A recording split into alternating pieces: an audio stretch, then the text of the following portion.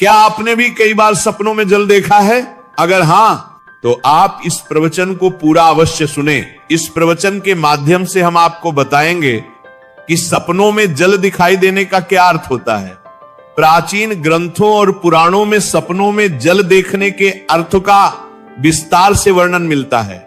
इन सपनों का हमारे जीवन से गहरा संबंध माना गया है। प्राचीन काल से ही जल को जीवन का आधार और शुद्धि का प्रतीक माना गया है, और जब यही जल हमारे स्वप्नों में प्रकट होता है तो वह हमारे वर्तमान और भविष्य से जुड़े अनेक संकेत देता है। कुछ संकेत इतने महत्वपूर्ण होते हैं कि यदि उन्हें अनदेखा कर दिया जाए तो मनुष्य आने वाले अवसरों या चेतावनियों को समझ नहीं पाता। इसलिए आप इस प्रवचन को अंत तक अवश्य सुने, क्योंकि अधूरा ज्ञान अक्सर भ्रम को जन्म देता है।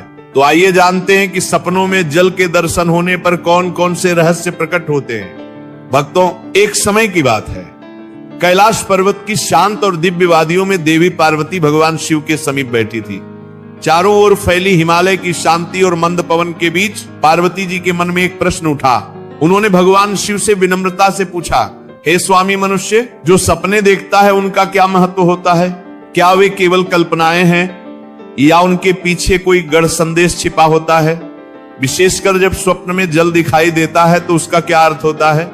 भगवान शिव ने करुण मुस्कान के साथ पार्वती जी की ओर देखा और कहा, हे देवी, सपने मनुष्य के अंतर्मन का दर्पण होते हैं। वे उसकी भावनाओं, कर्मों और आने वाले समय की झलक दिखाते हैं। जल का स्वप्न में आना साधारण नहीं होता, वह परिवर्तन, शुद्धि और चेतावनी का संकेत भी हो सकता है। यदि तुम चाहो तो मैं इस विषय को विस्तार से समझाने से पहले तुम्हें एक प्राचीन कथा सुनाता हूं, जिससे यह रहस्य और स्पष्ट हो जाएगा। यह कथा एक राजा और आस्तिक मुनि की है।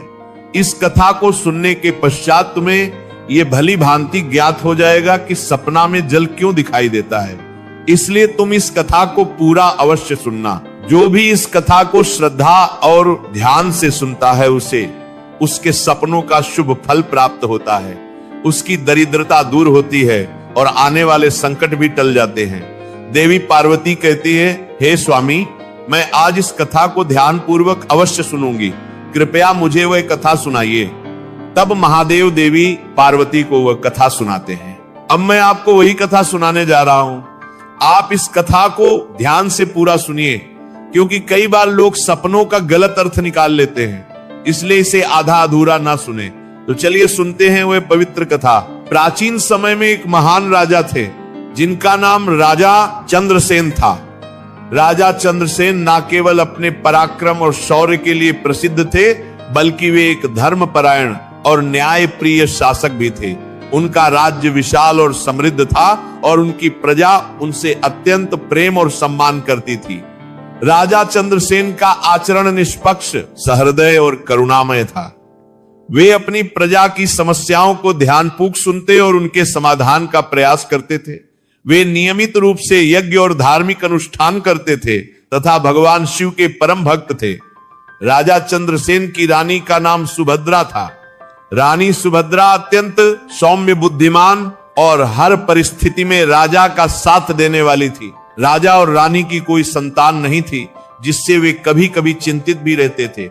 एक रात राजा चंद्रसेन ने एक अत्यंत विचित्र स्वप्न देखा। उन्होंने देखा कि उनके महल के आंगन में अचानक जल का एक विशाल स्रोत प्रकट हो गया है। वह जल अत्यंत निर्मल था, परंतु धीरे धीरे वह जल उनके पैरों तक आ गया और उन्हें किसी अनजाने भय का अनुभव होने लगा। यह स्वप्न देखकर राजा अत्यंत व्याकुल हो गए। प्रातः जागने पर उन्होंने यह स्वप्न रानी सुभद्रा को बताया। चिंतित होकर राजा ने पूछा, हे प्रिय, मैंने स्वप्न में इतना विशाल जल देखा जो मेरे समीप तक आ गया, इसका क्या अर्थ हो सकता है? रानी सुभद्रा ने राजा को सांत्वना देते हुए कहा, हे स्वामी, स्वप्न सदैव किसी न किसी संकेत के रूप में आते हैं, परंतु उनके वास्तविक अर्थ को जानने के लिए किसी ज्ञानी और विद्वान पुरुष की शरण लेनी चाहिए। तब राजा चंद्रसेन ने अपने मंत्रियों को बुलाया और कहा, हे मंत्रियों, मैंने एक अत्यंत विचित्र स्वप्न देखा है। मैंने स्वप्न में विशाल और गहरा जल देखा है। तुम सब इसके अर्थ का पता लगाओ। सभी मंत्री नगर में विद्वानों और पंडितों के पास गए। परंतु कोई भी उस स्वप्न का संतोषजनक अर्थ न बता सका। वे लौटकर राजा से बोले, हे महाराज, हमारे राज्य में ऐसा कोई विद्वान नहीं है जो इस स्वप्न का सही अर्थ बता सके। तभी एक मंत्री ने आगे बढ़कर कहा, हे महाराज, हमारे राज्य के समीप स्थित वन में आस्तिक मुनि निवास करते हैं। वे अत्यंत तपस्वी और ज्ञानी हैं। जल, प्रकृति और स्वप्नों के रहस्य को वे भली भांति जानते हैं। हमें उन्हीं के पास जाना चाहिए। राजा चंद्रसेन ने यह सुनकर निश्चय किया कि वे आस्तिक मुनि के आश्रम जाएंगे। उसी समय वे अपने सैनिकों के साथ रथ पर सवार होकर आस्तिक मुनि के आश्रम पहुंचे। आस्तिक मुनि ने राजा का स्वागत करते हुए कहा, हे राजन, मेरे आश्रम में आपका स्वागत है। बताइए किस कारण से आपका यहाँ आगमन हुआ है। राजा चंद्रसेन ने विनम्रता पूर्वक कहा, हे मुनिवर, मैं आपके पास एक स्वप्न का अर्थ जानने आया हूँ। मैंने स्वप्न में जल से जुड़ा एक अद्भुत दृश्य देखा है जिसने मुझे अत्यंत चिंतित कर दिया है। तब आस्तिक मुनि बोले, हे राजन, स्वप्न में जल का दिखाई देना कोई साधारण बात नहीं होती। जल जीवन, चेतना और परिवर्तन का प्रतीक होता है। आपने जो भी स्वप्न देखा उसे विस्तार से बताइए ताकि उसका सही अर्थ बताया जा सके। इसके बाद राजा चंद्रसेन ने अपना स्वप्न विस्तार से आस्तिक मुनि को सुनाया। तब वेदात्मा मुनि को कई राजा चंद्रसेन की बात ध्यान से सुनते हैं और गंभीर स्वर में कहते हैं, हे राजन, आपने जो स्वप्न देखा वह साधारण नहीं है। आपने सपने में जिस जल को देखा वह आपके जीवन में होने वाले गहरे परिवर्तन का संकेत है। जल कभी शांत होता है, कभी उग्र, और उसी प्रकार मनुष्य का भाग्य भी समय के साथ रूप बदलता है। मुनि कहते हैं कि सपने में स्वच्छ और स्थिर जल दिखाई देना अत्यंत शुभ होता है। यह बताता है कि आपके राज्य में सुख, शांति और समृद्धि आने वाली है और आपकी तपस्या शीघ्र फल देने वाली है। राजा चंद्रसेन विनम्रता से पूछते हैं, हे मुनिवर, यदि जल गहरा हो और उसमें हलचल दिखाई दे तो उसका क्या अर्थ होता है। तब वेदात्मा मुनि मुस्कुराकर कहते हैं, हे राजन, गहरा जल यह संकेत देता है कि अभी आपके जीवन में कुछ रहस्य छिपे हुए हैं। कुछ ऐसी घटनाएं हैं जो समय आने पर स्वयं प्रकट होंगी। यह स्वप्न आपको सावधान भी करता है कि आप हर निर्णय सोच समझ कर लें और अहंकार से स्वयं को दूर रखें। मुनि आगे कहते हैं, हे राजन, जल का स्वप्न विशेष रूप से संतान और वंश वृद्धि से भी जुड़ा होता है। यदि जल निर्मल हो तो यह इस बात का संकेत है कि शीघ्र ही आपके जीवन में शुभ समाचार आने वाला है। आपकी रानी पद्मावती के कष्ट समाप्त होने वाले हैं और आपके कुल में आनंद का प्रवेश होगा। यह सुनकर राजा चंद्रसेन की आंखों में आशा की चमक प्रकट हो जाती है।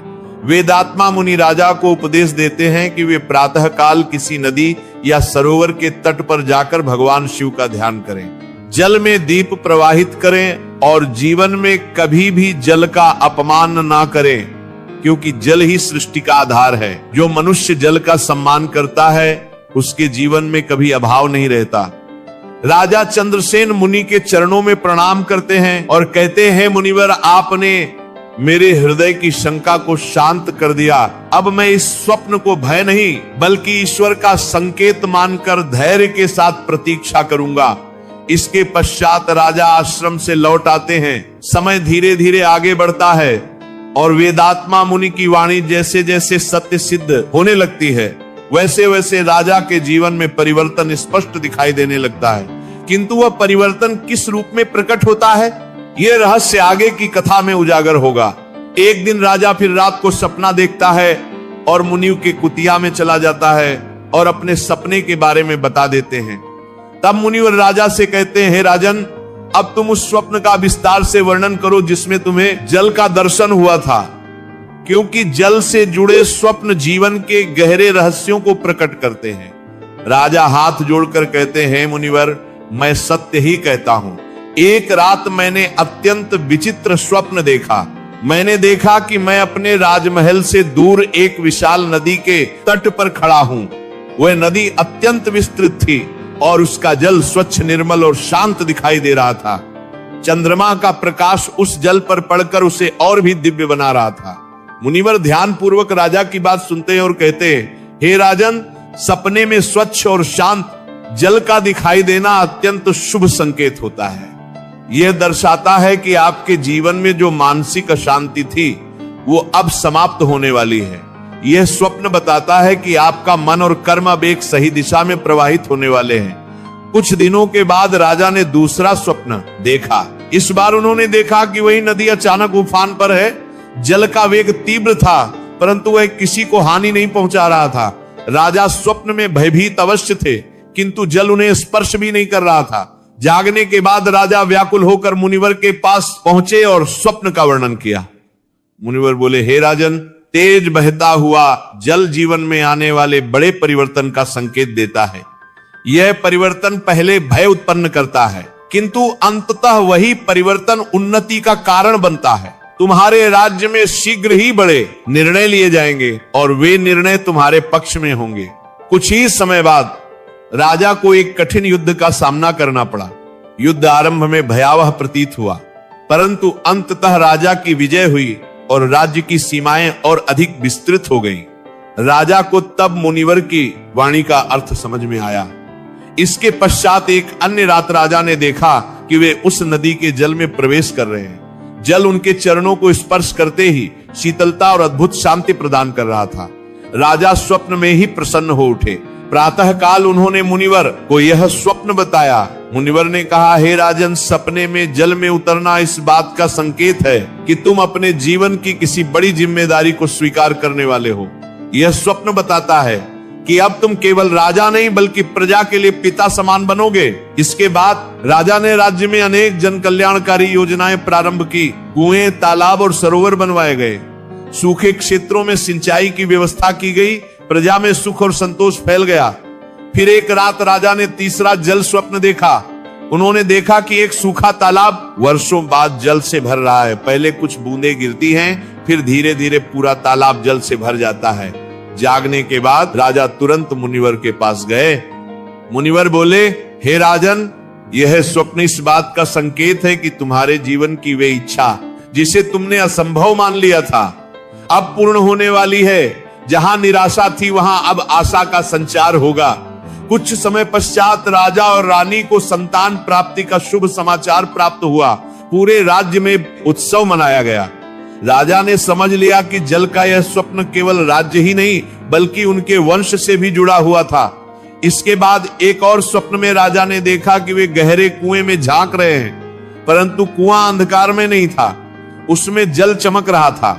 मुनिवर ने कहा, हे राजन, गहरे जल का दिखाई देना यह बताता है कि तुम्हारे भीतर अपार सामर्थ्य है जिसे अभी तक तुमने पूरी तरह पहचाना नहीं है। इस स्वप्न के बाद राजा ने अपने भीतर के भय और संदेह को त्याग दिया और भी दृढ़ निश्चय के साथ राज्य का संचालन करने लगे।